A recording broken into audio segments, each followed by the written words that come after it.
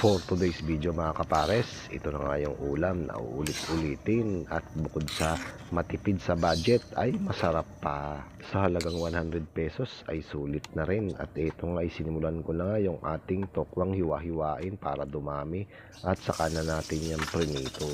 Tulad ng dati ay handa muna natin yung ating mga lulutuin para mas mabilis nating magawa. Naghiwa lang tayo ng sibuyas, meron na rin tayong kamatis, may dahon ng malunggay, itlog, miswa, pati na rin yung tokwa. At nag-fast forward na nga tayo mga kapares, natapos na nating hiwain lahat. Sunod naman natin yung ating pritong tokwa na hihiwain natin ayon sa gusto nyong hiwa. Sa mainit nga mantika, pinagsabay ko na yung sibuyas pati na rin ang bawang at hinalo-halo ko lang yan hanggang lumabas yung kanyang aroma.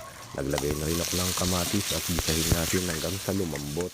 At nang lumambot na nga yung kamatis ay samahan natin ng malinis na water from Pasig River at hayaan lang natin kumulo. At matapos nga yung pakuluin mga kapares ay pwede naman nating samahan yan ng pampalasa nating shrimp cubes.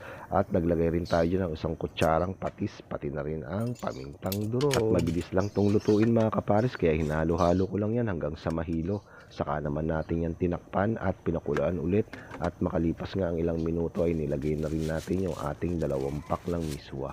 Kaya pag pecha di peligro na nga ay ito na nga ang isama mo sa iyong listahan para naman makatipid-tipid sa budget. At makalipas nga ang pagkapakulo mga kapares ay nilagay ko na nga yung ating 2 binating itlog.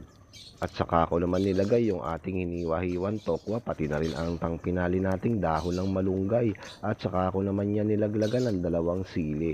At pagkatapos konting halo-halo lang at hayaan nating takpan ng 1 minuto. At makalipas nga ang 1 minuto mga kapares ay tignan nyo naman, may goodness, nakaluto na naman tayo ng isang masarap na budget ulam. Kaya pang hinihintay natin mga kapares, mangantayon. Masarap partner nito. Kain po.